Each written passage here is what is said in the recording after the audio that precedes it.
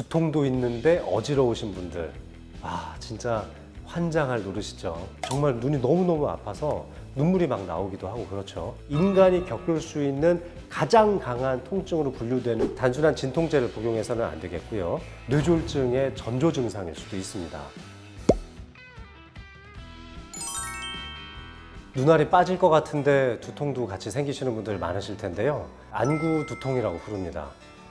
녹내장과 같은 안구의 그 자체의 질환을 갖고 계신 분들도 눈알이 굉장히 많이 아프기도 하죠. 그런데 녹내장 때 생기는 안구통하고 안구 두통 때 겪어지는 통증하고는 좀 많이 다릅니다. 안구 두통 때 겪어지는 통증의 종류는 눈 뒤쪽 부분을 아주 차갑게 드라이아이스에 넣었다가 뺀 송곳 같은 걸로 지그시 찌르고 있는 것 같은 느낌이 든다고 하시기도 하고요. 남성분들 중에 과음하시고 나서 다음날 눈알이 뽑혀 나갈 것 같은 통증을 겪으신 분들 아마 가끔 있으실 텐데, 먼저 눈동자의 구조를 좀 잘 살펴볼 필요가 있는데요. 눈동자를 움직여주는 근육이 6가지가 있거든요. 근데 근육에 생기는 두통 때문에 발생하는 두통이 가장 흔한 게 스트레스성 긴장형 두통이거든요. 대개 이제 스트레스성 긴장형 두통은 양쪽 관자놀이 주변부터 이렇게 띠를 두르는 듯한 양상으로 뒤통수까지 많이 아프기도 한데요. 이렇게 띠를 두르는 듯한 통증으로 맨 처음에 시작하지 않고 눈알부터 뽑혀나갈 것 같이 아픈 두통으로 찾아오기도 합니다. 긴장형 두통 같은 경우는 몇 분에서 한 서너 시간 정도 이내로만 아프게 되거든요. 근육 이완제라든지 또 가벼운 신경통 약들을 함께 복용해 줌으로써 굉장히 효과를 잘 볼 수 있습니다. 자, 그런데 이런 긴장형 두통 말고도 안구 편두통이라는 것도 있거든요. 편두통 하면은 편두통 겪기 전에 나타나는 조짐의 현상의 일종으로 앞에 있는 시야가 좀 이상하게 흐려지는 경우가 많습니다. 시야가 좀 갈라져서 보인다거나 지지직거리는 것 같은 이상한 화면이 보이기도 하죠. 빛이 쫙 번지는 것처럼 보이는 그런 조짐 증상들도 있습니다. 이런 시각적 조짐을 겪게 되는 조짐 편두통인 경우에 안구통을 같이 겪을 가능성이 상당히 높습니다.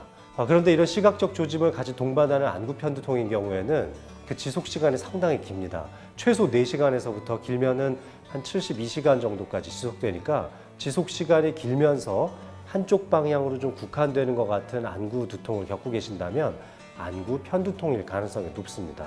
안구 두통을 겪으시는 분들 중에 숙취에 의한 안구 두통 겪으시는 분들, 혹시 그 전날 내가 먹었던 안주류에 혹시 치즈가 포함되어 있는지 살펴보시는 것도 좋습니다. 이 치즈 속에 들어있는 특정한 아미노산들이 안구 편두통을 많이 일으킨다고도 되어 있고요. 소듐 글루타메이트 좀 생소하시죠? 그런데 모놀로거스 소듐 글루타메이트, 이게 이제 MSG거든요. MSG가 많이 들어있는 음식을 먹으면 편두통이 생기시는 분들이 있어요. 그래서 중국집에 갔다 오고 나면 편두통 생기시는 분들이 있거든요. 임상 실험한 연구들을 보면은 2g 이상의 아주 좀 고농도의 MSG가 좀 들어간 음식들이거나 아니면 전체 음식 양 중에 2% 이상의 농도가 되는 MSG가 들어가 있을 때 유발될 수 있다, 이렇게 보고가 되고 있기도 합니다. 이런 계통의 안구 편두통이라면 혈관을 좀 안정화시켜 줄 수 있는 인데놀 계통의 약이라든지 또는 신경통 그 자체를 좀 조절해 줄 수 있는 삼환계 항우울제 같은 약들을 함께 복용하시는 게 참 도움이 될 수 있고요. 트립탄 계열의 전문적 편두통 약을 복용하시는 것도 대단히 큰 도움이 될 수 있습니다. 이런 안구 편두통인 경우에는 여성에서 발생되는 가능성이 1.5배에서 5배 정도 더 높다고 되어 있기도 하고, 여성분들의 생리 주기에 따른 호르몬 변화 때문에 훨씬 더 자주 생길 수 있다고도 알려져 있는 만큼 여성분들께서 더 조심하실 필요가 있겠습니다. 사실 이거보다 더 큰 문제는 군발 두통입니다. 이 군발 두통은 진짜 그 고통이 우리가 이제 통증을 평가하는 그 지표로 0점에서부터 10점까지 쭉 나와 있는 그 평가표가 있잖아요. 군발 두통을 겪으시는 분들은 11점, 12점은 왜 없느냐고 얘기할 정도로 그 두통의 강도가 굉장히 높습니다. 인간이 겪을 수 있는 가장 강한 통증으로 분류되는 이 군발 두통이 바로 안구통을 동반하는 경우가 많습니다. 그 해결책으로 제시할 수 있는 게 고농도의 산소 흡입법입니다.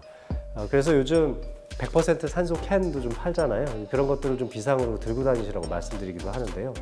산소 캔 유통이 너무 이제 고압으로 유통을 하면 굉장히 위험하기 때문에 비교적 이제 저압으로 좀 담겨져 있어요. 그래서 앞에 이렇게 마스크 모양처럼 이렇게 씌울 수 있도록 해서 판매되는, 약국에서 판매되는 제품들도 있고, 그냥 산소가 좀 나올 수 있게 만들어진 제품들도 있는데 누르고 있으면은 한 5분에서 10분 정도는 산소가 나오거든요. 그런 거를 평상시에 군발 두통을 겪고 계시는 분들은 그걸 좀 한두 개씩 갖고 계시는 게 응급실에 대처할 수 있는 좋은 방법이기도 합니다.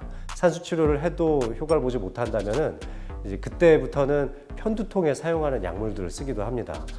트립탄 계열의 편두통 약을 초반부터 복용을 하면 상당히 좋은 효과를 볼 수도 있고요.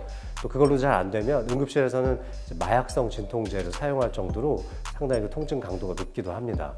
진통제로 잘 들으면 정말 다행인데 그렇지 않은 경우에는 혈관을 조절하는 약을 같이 쓰기도 합니다. 이제 베라파밀과 같은 칼슘 통로를 차단하는 약을 쓰면 혈관이 적당히 좀 이완돼 주면서 군발 두통이 없어지기도 하는데요. 혈관에서부터 분비되는 그 나쁜 화학 물질을 억제하기 위해서 혈관을 좀 안정화시켜주는 약을 쓰는 거죠. 그래서 이런 약을 먹으면 또 극적으로 좋아지시는 분들도 찾아볼 수가 있습니다. 자, 이런 질병 말고도 생각해 볼 게 더 있는데요. 예를 들면 눈 주변에는 두개골 안쪽에 빈 공간이 상당히 많습니다. 상악동 주변에 염증이 많이 차는 축농증 환자들도 그럴 수 있고, 또 이 축농증이 오랫동안 반복되다 보면 전두동 안쪽에도 고름이 좀 차는 병이 생길 수 있거든요. 이럴 때에도 안두통이 많이 생깁니다. 이런 경우에는 주변부를 살짝씩 눌러봤을 때 통증이 같이 동반되는지, 안구통, 두통을 겪고 있지 않은 시기에도 눌러보면 알 수가 있거든요. 또 간단하게는 이비인후과에서 이쪽에 엑스레이를 찍어봐도 염증 많은 물질들이 있는지는 쉽게 알아챌 수가 있습니다. 끝으로 한 가지 더 말씀드릴 것은 바로 경추성 두통이 있을 때에도 안구 두통이 생길 수 있는데요. 경추성 두통 하면 흔히 그냥 목덜미 주변만 아프고 뒤쪽으로 쭉쭉 뻗어 올라가는 것 같은 통증을 겪게 되는데, 이런 경우에는 척추 기립근 계통의 근육에서부터 비롯되는 연관통이라고 알려져 있습니다. 그래서 목 주변에 있는 근육이 평소 많이 뭉치거나 거북목이 심하다거나 또는 라운드 숄더 같은 걸 갖고 있어서 목 주변이나 어깨 쪽에 근육의 뭉침이 아주 심하신 분들은 역시 비슷하게 안구통을 겪을 수도 있는데요. 목덜미 주변의 통증 때문에 안구 두통을 같이 겪고 계시는 분들이라면 자세 교정에 좀 더 신경을 써보시는 것도 좋습니다. 가족분들이나 가까운 친구분들한테 어깨를 좀 주물러 달라고 하는 것도 좋고, 여성분들이라면 좋은 힐링할 수 있는 장소에서 아로마 마사지 같은 것들을 받아보시는 것도 도움이 될 수 있습니다. 자, 이런 전정 편두통이 종류가 상당히 많은데 대개 두통이 찾아오는 조짐 증상으로 어지러움증을 겪는 분들이 상당히 많습니다. 공중에 붕 떠 있는 것 같은, 배멀미를 하는 것 같은 그런 양상의 어지러움증을 겪게 됩니다. 그러니까 처음에는 이비인후과 다니면서 항히스타민제제라든지 속을 편안하게 하는 약을 먹기도 하는데, 결국 나중에는 혈관을 안정시키는 편두통 치료를 해야 하지만 효과를 보시는 분들도 많습니다. 그래서 혹시 전정 편두통을 앓고 계시는 분들을 보면은 대개 이제 여성의 비율이 상당히 높은 것으로 되어 있고, 갱년기에 호르몬의 변화가 강하게 나타나는 시기에 갑자기 없던 편두통이 생기기도 하고요. 왕성한 생식 능력을 보여줄 수 있는 30대 중반의 여성에게서 상당히 더 많이 호발하는 것으로 알려져 있기도 합니다.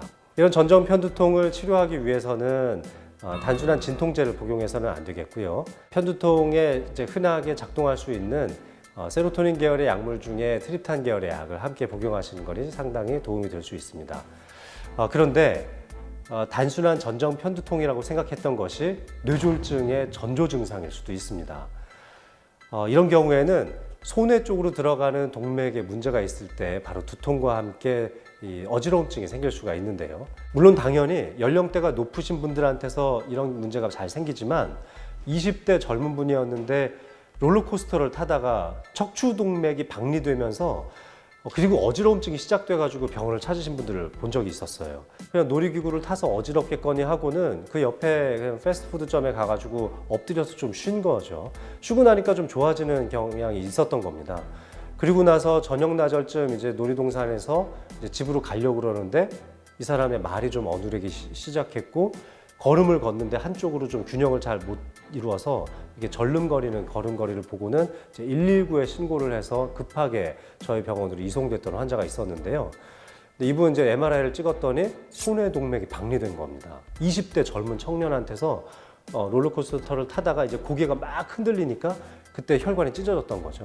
그래서 처음에 찾아왔던 것이 이제 그쪽에 생겼던 두통과 어지러움증 때문에 왔던 그런 케이스들도 있었습니다. 이런 경우에는 소뇌 기능 검사, 전정 기능 검사 이런 것들을 해보아도 굉장히 헷갈릴 때가 많습니다. 균형을 잘 잡고 있는지 또는 정확하게 아주 정밀한 운동신경이 살아있는지 등을 보기 위해서 뭐 코치기 검사법이라든지 굉장히 빠른 어떤 움직임을 보는 이런 검사들을 실시하게 되는데, 이런 신경학적 검사에서도 전혀 손해 기능에 이상이 없는 것으로 나오기도 하거든요. 이럴 때에는 MRI를 찍지 않고서는 전혀 구분을 하지 못하는 경우가 생길 수 있습니다. 따라서 편두통에 대한 치료를 초반에 어느 정도 했는데도 증상의 완화가 없다면은 반드시 확산 조형 영상이라는 MRI를 찍어보고 소뇌라든지 또 소뇌동맥이 들어가는 뇌간 부위, 그 중에서도 뇌교라고 하는 뇌간 부위에 문제가 생긴 것은 아닌지 반드시 감별해 볼 필요가 있습니다. 그래서 이제 이런 경우에는 초반에는 단순히 어지러움증, 균형을 잘 잡지 못하는 문제들로 병원을 방문하지만 한 사나흘 또는 일주일 정도가 지나가면서 반신불수, 편마비가 찾아오기도 하고 또 얼굴 계통에서 마비가 찾아와서 말이 잘 안 나오는 현상이 생기기도 합니다. 또 이쪽 주변에 이 동맥 박리가 점점 진행되면은 우리의 그 생명 중추, 호흡 중추들이 들어있는 연수 부위에도 손상이 발생할 수가 있는데요. 그래서 어지러움증을 시작해서 연수 쪽 병변이 생기기 시작하면 이제 딸꾹질 같은 게 나오기도 하거든요. 그래서 어지럽고 두통이 생기고 막 딸꾹질이 나오고 그러면 혹시 기저동맥이 박리되고 있는, 그럼에 따라서 소뇌동맥의 여파가 미쳐져 생기는 뇌졸중은 아닌지 반드시 감별해 볼 필요가 있겠습니다. 평소 혈관성 질환에 대한 위험 요소를 많이 앓고 계시는 분들이라든지 또는 외상의 흔적이 있는 분들이라면은 반드시 혈관을 확인해 보는 MRI를 촬영해 보실 것도 권고드립니다.